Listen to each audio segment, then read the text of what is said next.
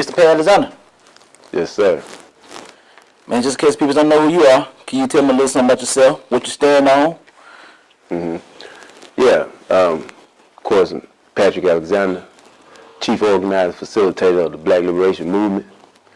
For those of y'all who don't know what that is, but possibly been seeing it on Facebook and, my hashtag, everything that I do, I post, I hashtag it Black Liberation Movement. Basically, the Black Liberation Movement is a movement that's designed to inspire black people to do for self, to start enlightening and empowering black people to begin to facilitate on their own will and might a progressive movement in this society that's been diametrically opposed to us. Right. So that's what we're doing with the Black Liberation Movement. Okay. Yeah, man. I remember as back in the day, you had those. I guess around the time you were just starting, and you had those Still Hustling T-shirts. Yeah. Yeah, man. Everybody was rocking those shirts, man. Till this day, I still want one. Yeah, most definitely, man. Look, Still Hustling was an idea that was derived from our people too. Right. We've been doing this since 1999. Still Hustling was established by me and Andre Jackson. We call him Juice. One of the most innovative, creative guys in our area. Right. Yes. Right. We devised Still Hustling from a concept that we were all still hustling. Right. So we just took that and our ability to produce T-shirts, we began to put it on the shirt. It became a communal idea. Right. Okay. Yeah. So you've been servicing the people's with shirts for how long? Yeah, for a long time. Yeah. We've been doing shirts, like I said, since '99. Since '99. Yeah, and I used to have this thing in the street. I had a lot of brothers that were selling dope. Right. You know what I'm saying? I like to think at the same time I was selling hope. So I put a message on a T-shirt, and it didn't jeopardize my livelihood. Right. You know what I'm saying? To be able to put a message on a T-shirt and sell it to a community, and it was an awesome way of getting information out there. Right. So that's where it began, and things just began to facilitate and snowball from there. Yeah. Why do you think so many guys who do sell drugs, they don't invest their money? They just continue selling drugs and continue making more money. They don't invest it and put it into a business to go legit. Right. Well, first of all, I'm gonna answer the first part of your question. Why do we sell dope? That's maybe that wasn't the first part of your question, but that's part of what you're saying. Right. See, I don't victimize our people. I don't villainize our people before I seek to figure out why we do what we do. The brothers that's in the street selling dope, when you look at them in their community and you micro dissect that, most of these brothers don't have other opportunities to do anything else. Right. So when you don't have industry, when you don't have business opportunities and different things that's afforded to you, then we resort to survival of the fittest. Right. So then we will begin to do some of the things that people see as diametrically opposed to the growth of those individuals by selling dope, but that's survival to them. Right. You know what I'm saying? So then, the second part of your question is that why don't they invest their money? Well, we don't know how to do that. You know what I'm saying? We don't know how to invest our money. Right. We don't know how to enterprise and become business people. We don't know how to develop community like that. So you're talking about a people that basically a product of capitalism. We consumers and laborers. So then when you don't get the proper instruction and you don't have the resources, it's hard not to make the right moves. It's hard to make the right moves is what I'm saying. And when we don't have, that type of teaching, nor do we have those type of resources that our brothers can actually venture into those areas of opportunity. Yeah, because when I was young, and especially when I was 18, I had tens of thousands of dollars. Right. And I blowed it. Yeah. I was going to the strip club, and then Yeah. I was just buying clothes, and Exactly. then nobody showed me how to invest it. Yeah. You know what I'm saying? Yeah. I hear my uncle always saying saving. Saving is cool, but as long as that money just sit there, Right. you're gonna eventually want to touch it. You know what I mean? And see, Shabbat, check this out, bro. See, my mindset is totally different. You know what I'm saying? And I think, dealing with a system of racism and white supremacy, we have to become innovators. We have to become innovative thinkers as well. You know what I'm saying? So the old adage of saving money, that comes from a traumatized slave mindset that we always need to have something in reserve. But we live in a capitalist society, and we are oppressed by capitalist people who capitalize on us. Yeah. So saving money, it's a good in essence, but when you're young, you got energy to produce capital, we should be investing money. And what we have to do now is learn how to invest money at early ages so that we can be able to reinvest again in the next generation coming up. So saving money is an old adage. Ain't nothing wrong with that. But at the end of the day, when you got young black brothers who out here getting money, and we victimized by materialism and sexism, we blowing money as well. We the number one consumers in America. Right. I'm sure we all know that. Right. So now we have to learn how to invest if we're going to compete in a capitalist society. And that's what we're doing with the Black Liberation Movement. We're trying to show our people how to take money and invest it in ourselves. Right. Because and by you saying we was the number one consumers in America, as black peoples, I saw this report on CNN one day, and CNN brought up the spending power that we as black Americans have here in America. They said black churches alone generate over $1 billion a year. And we don't see nothing in our communities. Right. Like, you could take the peoples in the hood that goes to church faithfully and put money into the church for years, and they don't have nothing in return in the community at all. Right.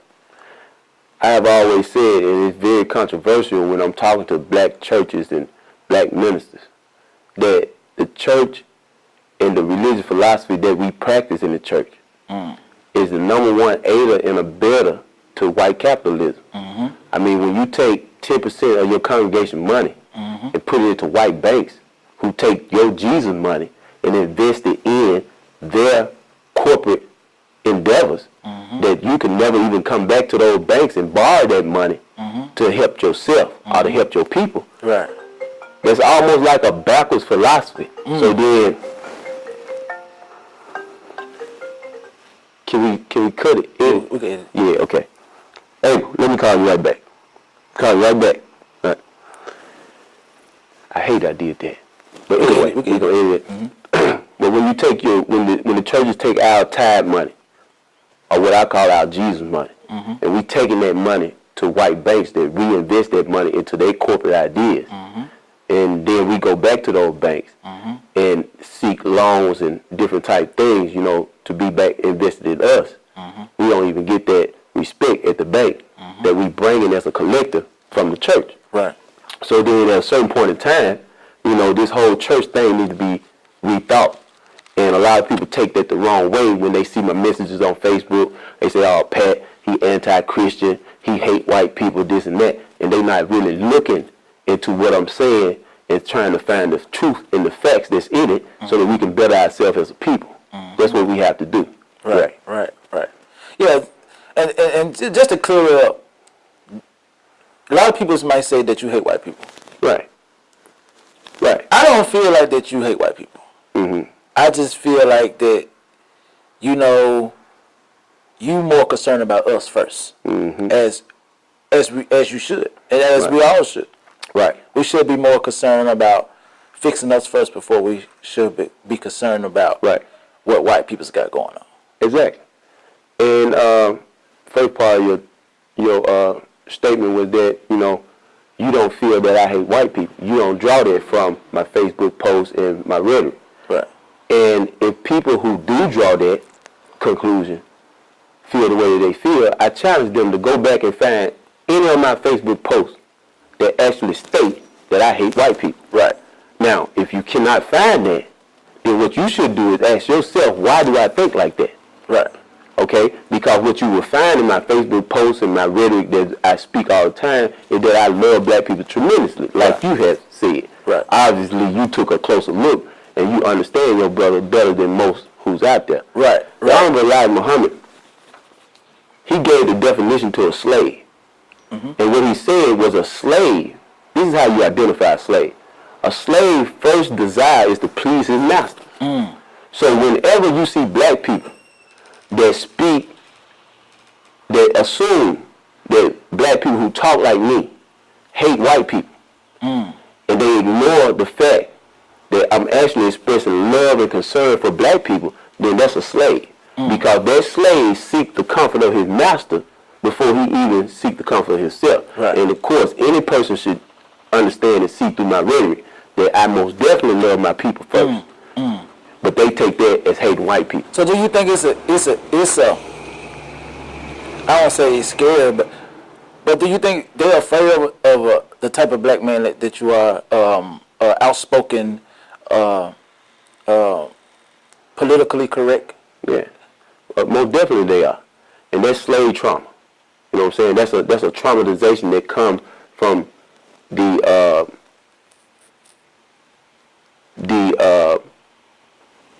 habituation, if that's such thing as if that's a word. You know, the constant traumatization of slavery. You know what I'm saying?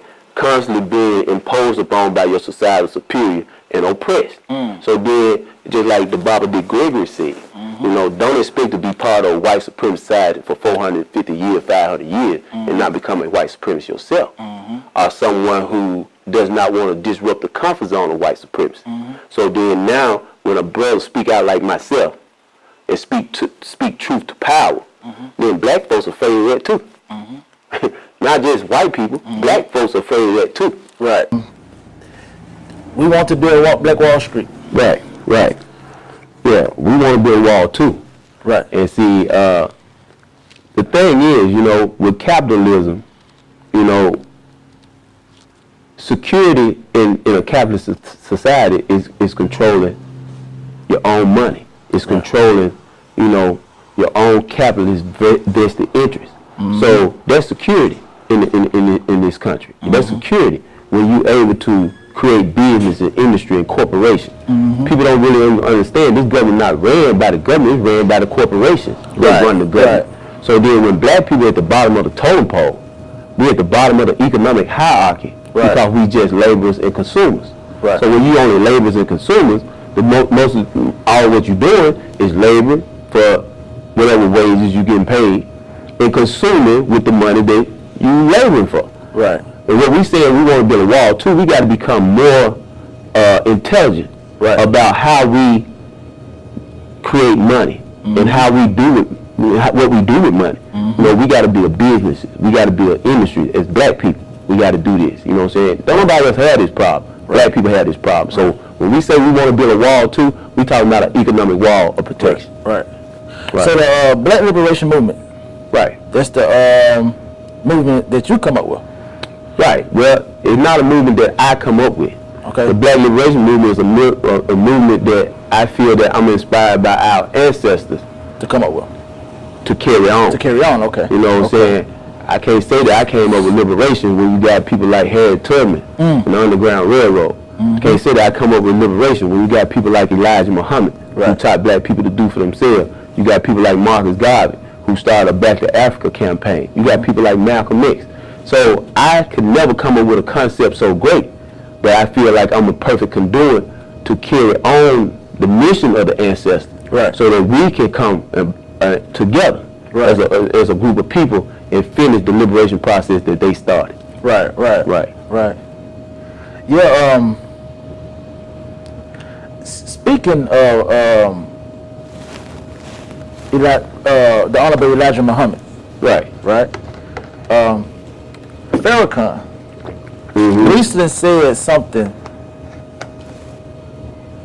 on his podcast or his platform. Oh yeah. He said, I know that my Redeemer liveth, and because he lives, yes, sir, I know that I too will pass through the portal of death, yet death will not afflict me. So I say to the devil, I know I gotta pay a price for what I've been teaching all these years. You can have the money. money, you can have the clothes, you can have the suit, you can have the house. But me,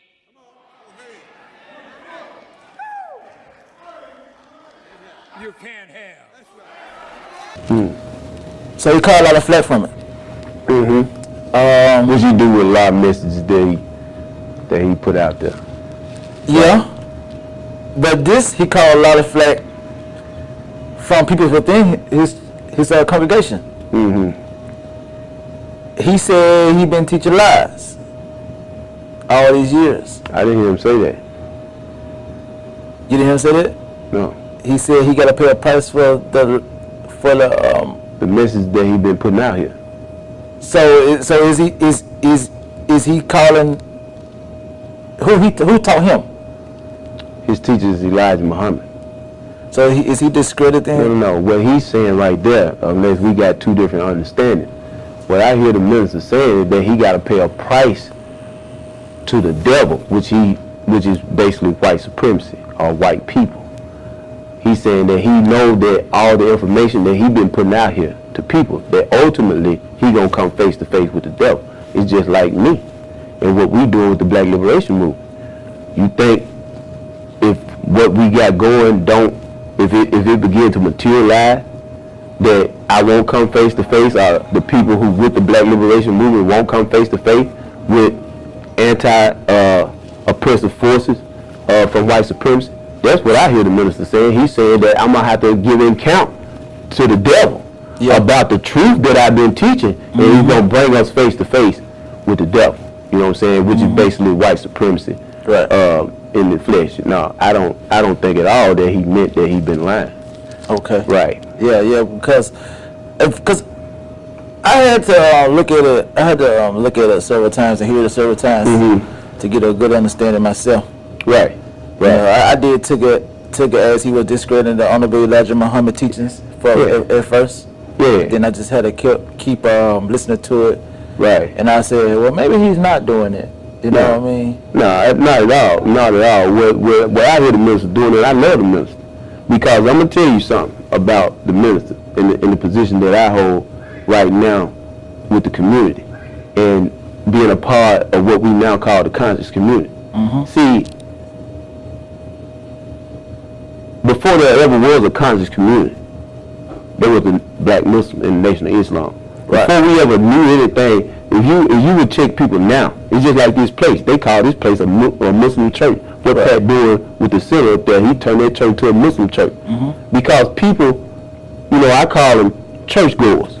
See, the only encounter that they ever came into of consciousness probably was with some Muslim brother. Right. They probably was selling newspaper, selling fruit or whatever. There was some Muslim brother that bought them an ideology, a new ideology, outside of what they were indoctrinated with. So when you got all these people that thinking Jesus white, all this white Jesus concept or whatever, the only time they heard anything different was from the Muslim first. So they would attribute that. If you don't eat pork, you must be a Muslim. Right. You know what I'm saying? If you talking truth to power, you must be a Muslim. Right. So what I'm simply saying about that is that Minister Farrakhan is a pioneer of black liberation to a lot of black people. Right. So I try not to engage conversations that in a dissenting way with Minister Farrakhan, because a lot of us that think we know so much haven't built nothing. Right. You see what I'm saying? So I respect the elder, and he really like a spiritual father to me. Right. So in 2008, we had what I call what they would say, quote unquote, first black president. Right. So he did 2 terms. What have black peoples, African Americans in this country, benefit from having the quote unquote first black president in the United States? Well, black people specifically, nothing. Specifically black people. And see, that's where a lot of people miss measure his presidency. See, minority and black people are two different things. Even though black people are considered minority, we still got a very specific agenda in America as black people. And see, I feel like in a lot of ways, when we categorize ourselves as minority, it actually disenfranchises black people. You know what I'm saying? So we got a very specific set of circumstances when you're talking about black people. You know what I'm saying? We the product of slaves. Yeah. So we got a very we have a more tedious upward grind in this country. So then when you talk about a black president that's looking at a black people who have been historically denigrated in this society, then you look at what was done specifically in them 8 years by a black president, you see very little specifically. But then the argument becomes LBGT, Hispanics. See, Hispanics got a lot from the Barack Obama administration. The LBGT community got a lot as well. Right. But what did black people specifically get from our brother? You know what I'm saying? So yeah, right. And I stand on that. Do you think it's because he got pressure on him that he couldn't? Of course. Or of course. he just didn't want to? Of course. No, I think Barack Obama loved his people. But when you're in that position, the most powerful position in the land, Right. then the rhetoric becomes, I'm the president of the United States of America, which is a diverse, multicultural country. Right. Also state, Mr. Obama, that my people are at the bottom rail of this country. Right. And being that I am of my people, there's some very specific things that I need to do as the president of the United States, black president, to rectify some of the historical wrongs that have been done to my people. I think that would have been a very commendable position for Mr. Obama to take.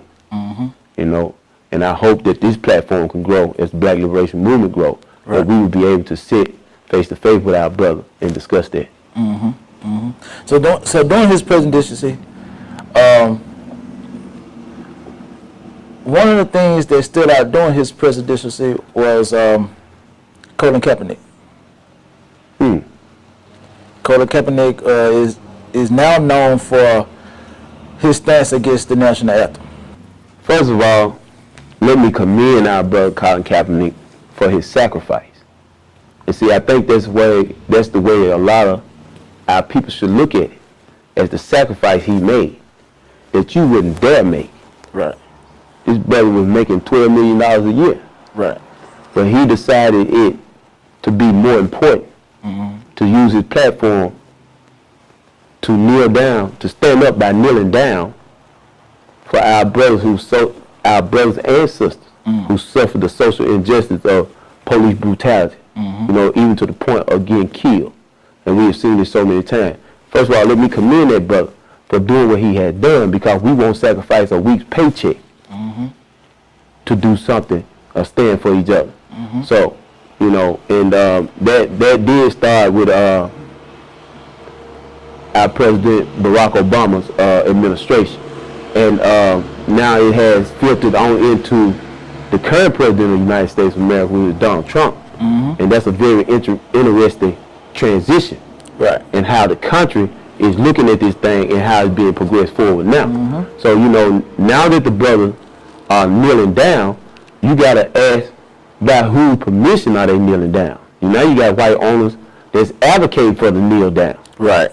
You know what I'm saying? Right. To present some false sense of unity, if you're asking me. Some false sense of unity to basically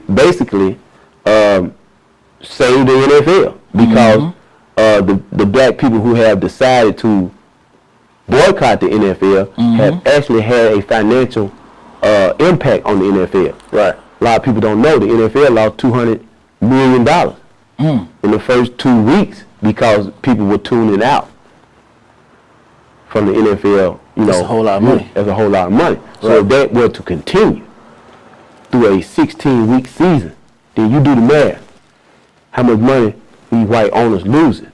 So, you know, without making it such a conspiracy theory, I mean, but it's just logic to me to create a big diversion where all of us come together and then by white people permission, Now it's okay for you to kneel down. Right. You know, so now you got $100 million niggas, slaves basically, kneeling down, you know, because they boss telling them to kneel down now, but them brothers would not kneel down. Kneel down. When Colin Kaepernick Right. took a stand and asked them to use their platform as well to take a stand and kneel down.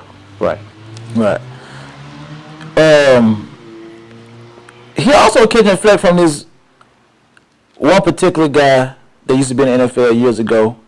He's one of our elders, and he's saying that he doesn't like the fact that Colin Kaepernick is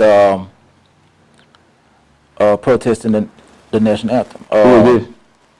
The guy that played for the Cleveland Browns. You talking about Jim Brown? Jim Brown. Oh, Jim yeah? Brown. He said that? Yeah, he said it's a better way of protesting. Yeah. And he said that he should stand for the flag and the national anthem. Yeah, Jim Brown didn't say that when Muhammad Ali and Bill Russell and himself were making their stand. Right. So, you know, white supremacy continues to innovate itself as well. You know what I'm saying? It continues to grow. Right. So, a lot of these black fighters, when they were young, they were warriors. And see, you say you're an elder now. That's a very exclusive place to be if you say you're an elder. A lot of times we don't have elders, we have elders. Right. You know what I'm saying? Right. So now what I'm simply saying is that, you know, for a brother like Jim Brown, who have pretty much stood for, you know, advancement of our people in this Protest society, as well. to say something like that, you know, you have to think that you have been, your pockets being lined. You know, what are your benefits for saying something like that? You know what I'm saying? You know, when you were once taking these same stands, probably not to this extreme, but now you do it. We have to ask ourselves, what is this brother benefiting from? Because, you know, you talking about Jim Brown expressing dissent to what Colin Kaepernick doing. Then you look back in Jim Brown's history, you see he stand with people like Muhammad Ali and Bill Russell, you know, for some of the, you know, same grievances, you know. Because he was one of the guys that went to the White House when he first got elected the president, along with Steve Harvey and Kanye West. He went to that White House to see Trump. Right. Yeah. Well, not went to the White House, but went to his home, Trump Tower. Home. Right. Right, in New York. Yeah. And he was one of those guys that went there and he came out and he said he stands for. Yeah. And Trump. see, we got to watch white supremacy. You know what I'm saying? That's what white supremacy do. You know, they find the most influential so-called leaders among black people are the people that black people hear, like a Steve Harvey. And they put, you know, their information, their influence, and their probably money as well into these brothers. You know what I'm saying? And then they begin to go out and disseminate to the masses and basically just kind of put us on a even keel where we can be susceptible to a lot of the things that white supremacy is pushing over on us. You know what I'm saying? That's why it's so it's such an you know, it should be that people don't want to hear me. Right. People don't want to hear brothers like yourself. Right. You know what I'm saying? Speak truth to power. Right. You know what I'm saying? So they use brothers like Steve Harvey and you know, these influential people like Ray Lewis. You know what I'm saying? And these people, you know, to go out and calm black people. You know what I'm saying? Calm them down. Calm us down. Right. Keep us calm. You know what I'm saying? While they go head on and implement, you know, their white supremacy. Right. Yeah, because, you know, Trump been very vocal about Kaepernick's situation, stance on the national anthem, kneeling and locking arms now. Now they locking arms with each other and stuff now. He been very vocal. Recently, he said something about the NFL players and about some of the NFL owners is his best friends. No doubt. Check him out. No doubt. To say, get that son of a bitch off the field right now, out. He's fired. He's fired.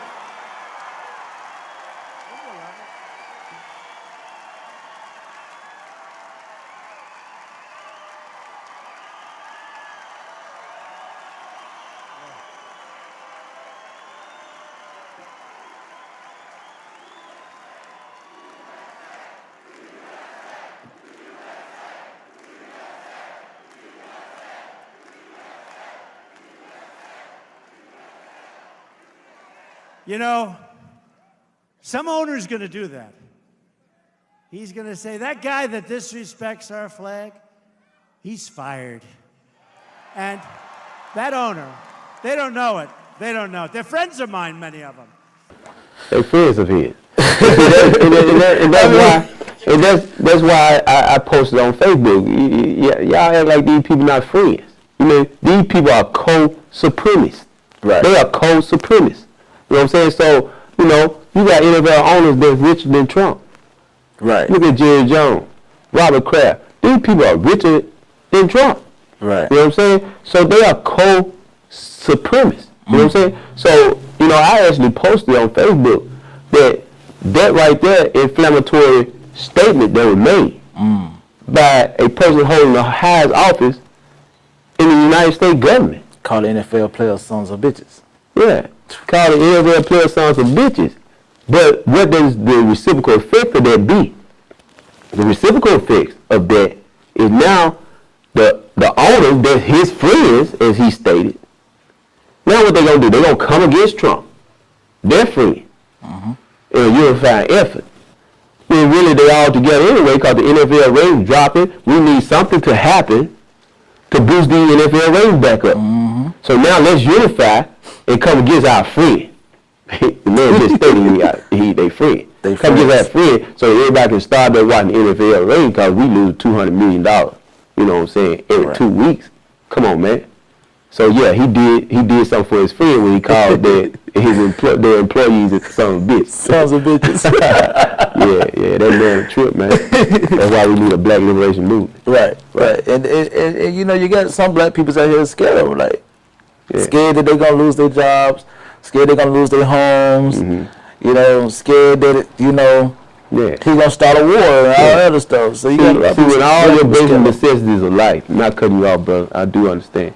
When all your basic necessities of life are predicated and they come from your society's superior, you should be scared. Right. That's why we need a black liberation movement. See, we want to build our own house. Right. You know what I'm saying? We want to create our own jobs. So then, you know, when I go, you know, before white people or whoever, I call it what it is.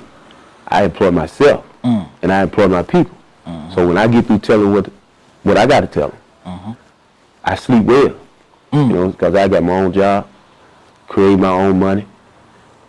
That's what we should be doing collectively. Right. It's, you know, it's nothing like working for yourself, man. Right. It's nothing like working for yourself. You know, recently, about a few days ago, we had this shooting happen in Vegas. Mass shooting. They call it a massacre. They say it's one of the biggest shootings ever happened in American history. Right. The guy that they said did it, name was Stephen Paddock. He was a white guy. Right. Now, when a black person do something, or if something happens to a black person, you're going to see this in the news every day. 5-6 times an hour or more. To me, it seems like they're trying to sweep this under the rug. They don't want this to show because the masses in it was more white people than it was black. Without a doubt. So it was like more like white on white killing. Which you barely hear black people talk about. Exactly. But white people's quick to talk about the black on black killing. Right. And that's very interesting, you know, when we see this dynamic play out. Yeah, it's all about controlling the narrative, you know what I'm saying? And that's what's happening with the media. The media is controlling that narrative. So, you know, when black people commit crimes, so-called crimes against each other, then that's put out there and that's villainized, you know what I'm saying? That's shown time and time again how heartless we are toward each other, you know what I'm saying? And then you hear black people parrot that rhetoric, you know, we parrot that, you know what I'm saying? We echo what white people say about us instead of dissecting our situations and understanding better that black on black crime is really black on black survival, okay? Now, in the comparison analysis and looking at a white man that had basically went and mass killed white people, and you have black people not talking about it.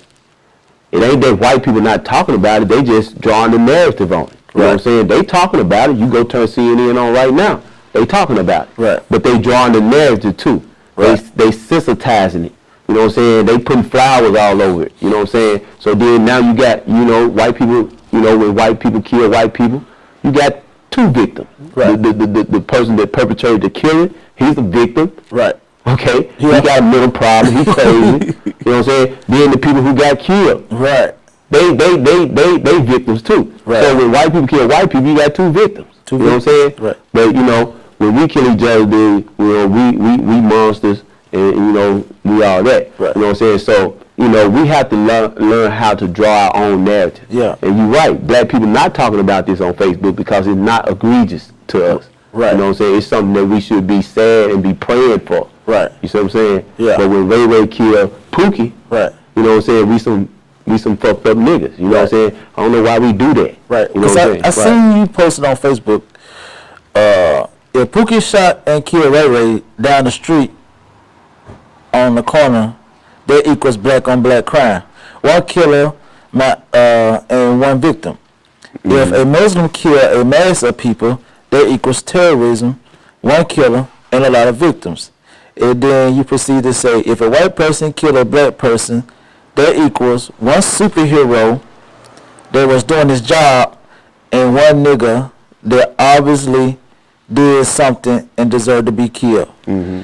If a white person killed a mass of white people, somehow that equals one victim and a lot of victims. That's right. That's right. And of course, when you draw the narrative and when you have the power of media to present something to people the way that you like to present it, then that's basically what it becomes. You know what I'm saying? The media, as our father Malcolm X, the great elder, the great ancestor said, that the media is the most powerful medium in the world. It can paint the victim as the criminal.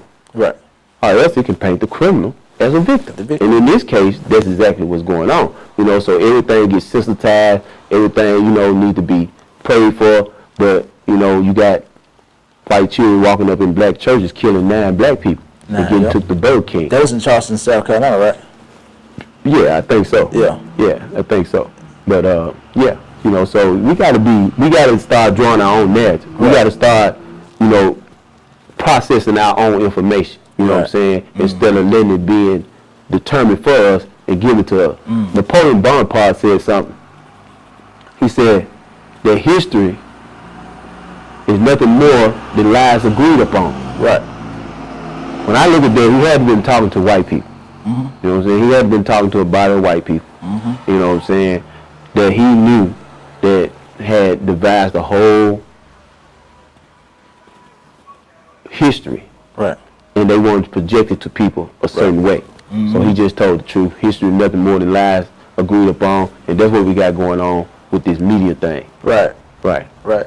And see, because they even interviewed Stephen Paddock brother, and he was just a guy that liked to eat burritos, and he was like he was a big gambler that gambled hundreds of thousands of dollars, and he also said that he was very wealthy and not everybody worked at Taco Bell, and he said, and he don't mean to offend anyone. So my whole thing is, if a person that wealthy, rich, took care of everybody, they could gamble hundreds of thousands of dollars. What could lead a person to do this? That's a good question. You got everything you want. Right. I don't get it. Right. Well, there's a lot of things that could be going on. And like I said, I think I mentioned it on a Facebook comment, I'm not one to step in the way of some type of internal white genocide. Right. You know what I'm saying? You look at this situation, you got a white man that basically went out there, he knew he was shooting at a rap concert. Right. He was shooting at a country music concert. And who's going to be, the attendance of their concert? Right. Okay? So it's going to be white people there. You know what I'm saying? So you got a white man that decided to kill a lot of white people. You know, it's something going on with that. And you know, as the chief organizer and facilitator of the Black Liberation Movement, I don't spend a lot of time on that. Right. You know what I'm saying? Because in the wake of all of this, we need to be focusing on what we got going on, what we need to be doing before that attack be on us, and we don't have any resource to defend ourselves, you know, to survive. You know what I'm saying? So that's what I'm basically focused on. Black people channel their attention in too many different directions when we need to be focused on self. Right. Because when you look on Facebook, I believe I'm friends with white people and black people. And soon as this situation happened, you had black folks running to Facebook saying, "Pray for Vegas, pray for Vegas." You know, I don't. They black people are run to white people's aid before white people's run to white people's aid. Ain't that tied in our religion though? You know what I'm saying? Hey man, we grew up in church, man. First thing we want to do, and I tell people all the time, if it ain't but three things, it's three things. If you don't draw nothing but three things from that Bible, the white man want to make sure you draw three things from that Bible. That's love your enemy, love those that despitefully use you, and turn the other cheek. See, if you don't understand nothing else, as long as you understand that, you are perfectly conducive for a white supremacist society.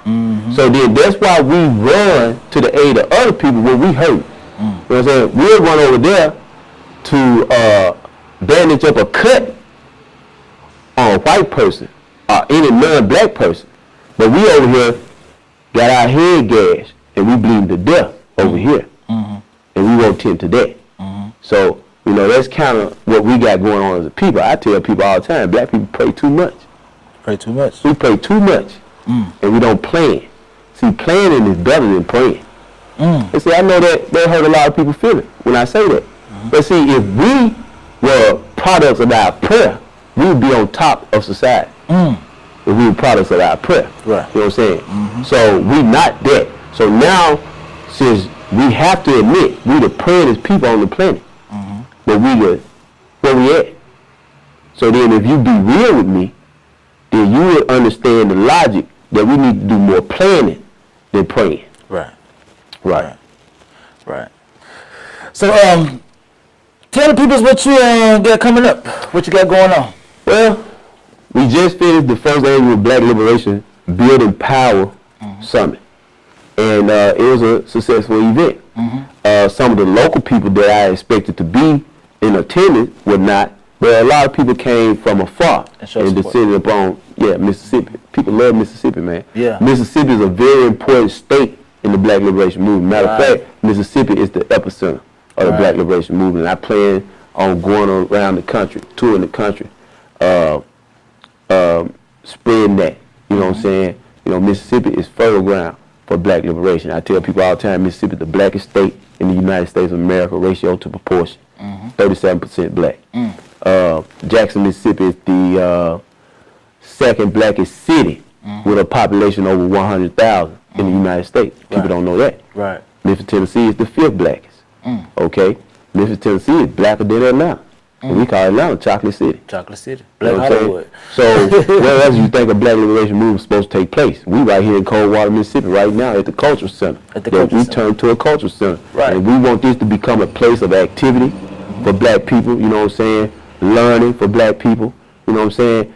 And just camaraderie for black people. We need this to become that. Right. Here. So, you know, I got brothers all in Philadelphia, in Chicago, in Milwaukee, Houston, that understand this dynamic. So what we plan to do, Shabazz, man, is basically keep on informing our people. We're gonna start a black newspaper. We're working on that right now. And we're building the infrastructure to creating a 1 million Black Liberation card holder membership drive. We want 1 million black people registered members of the Black Liberation Movement, and $1 a day donators to the Black Liberation Movement. Where we would, you know, we use these monetary funds, this money to address the issues in the 9 areas of people activity. Right. Okay, we'll use that money to do that. And what is $1 a day? You know, so we actually right now soliciting people to become registered card-holding members of the Black Liberation Movement. Okay. So we want to number them 1 through 1 million. Okay. We want to take the 1 and flip it to 1 million. Right. So what's the name of the building we in right now? We are at the New Direction Cultural Center in Coldwater, Mississippi. Coldwater, Mississippi. Right. Right. How long this building been? Not long at all. Not long. Not long at all. I think we've been in existence for now about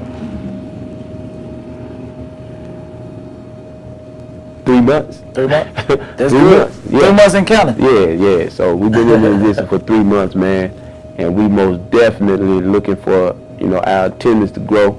We looking to, you know, you have people that's out there, you know, get in contact with us. You know what I'm saying? Hit me up on Facebook. We do have a Black Liberation page. Hit us up, you know what I'm saying, and let us know that you down. We are not divided by religion. Right. Yeah, you know, it's just all about making progress, you know what I'm saying? And like people say all the time, they want to, you know, make my rhetoric a hate rhetoric. Right. And it's not a hate rhetoric. It's a rhetoric of love for my people, you know what I'm saying? Unapologetically, you know what I'm saying? I am a blacktivist, you know what I'm saying? I specialize in black activity. Right. And that's what, you know, make me such a great conduit for the idea to pass through. And see, that's another thing too that I like to address right here in this community. You know, so we have brothers that choose not to take part in what's going on because they think it's my thing. And it's not my thing. I'm just the organizing facilitator of our ancestors' idea of liberating our people from racist white supremacy. Right. So, you know, I had a elder that told me, she said, Patrick, look, she said, you're going to have a hard time with the brother because white supremacy took everything from black men except our ego. Right. You know what I'm saying? So it's hard for other black men to do what they think as follow. But ain't nobody following me. Right. I'm just a vessel that this idea passed through. You know what I'm saying? I wish Harry Tubman was here to lead this movement. I wish Malcolm was here. So the only thing I had to do is just follow in line and what do I need to do? Right. But unfortunately, we don't have them in the physical. Right. But I got them in my heart, in my mind, and I just hope that people stop misinterpreting the message that I'm trying to put out there. I talk to white people almost daily. Mm-hmm. You know what I'm saying? In an unapologetic fashion. White people are actually more interested in black liberation than they are in the Christian rhetoric that they propagate or promote. Right. I have white people come to me every day asking me about black liberation. Why do y'all teach black liberation in the church? I'm like, that's never taught in black churches. Never. They like, what? They don't want to hear it right now. No. White people are like, why not? Why don't you? You know what I'm saying? And you know, it's very simple. You know what I'm saying? Black people are religious. We don't study. Right. You know what I'm saying? Just like our father John Henry Clark said, put the Bible down and study some real history. You may find out why you got that Bible. Right. Study some real history. Right. You know what I'm saying? Pick up a real book. Not that the Bible is not one, but it's a book of metaphors. It's a book to be interpreted. History is actual fact. Right. So when we study actual fact, we might end up understanding how we get these religious books. So yeah, you know, that's the thing, you know what I'm saying? We need to start being more logical, more real, and more practical about our situation. Right. Okay. Can you tell the people how they can reach you? Yeah, like I said, we devising some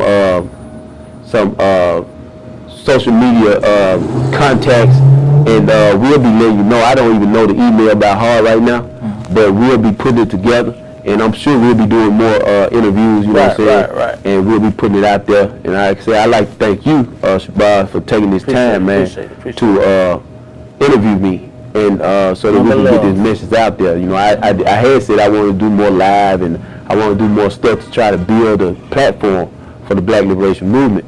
And I appreciate you reaching out and doing just that because, you know, I'm so busy. But yeah, I guess right now you can just inbox me, Patrick Alexander, on Facebook if you want to learn more about the Black Liberation Movement. We do have a Black Liberation Movement Building Power page that you can also traffic. And please go on there and like that, comment on that, And that's basically how you contact us right now. Right. Instagram? Instagram, I don't even have Instagram. But I'm pretty sure y'all be helping me devise an Instagram. Right. Right. I appreciate it, brother. No doubt, bro. Appreciate it. Peace. All right, peace.